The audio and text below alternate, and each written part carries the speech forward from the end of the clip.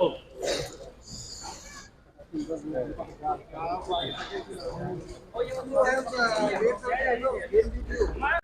main purpose of our visit to this Tripura Council, we would like to have interaction regarding the activities, the function of the Tripura Council, how they are perform about protecting the rights of the tribal. So this is our visit. We will be here for around 3 days. We have with us our executive member of 6 members, along with the officers. So we'll have a meeting tomorrow with the Honorable CM of the Tripura Council. So tomorrow we'll give you the detail.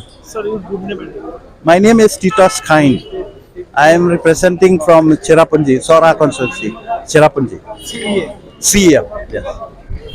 Thank you.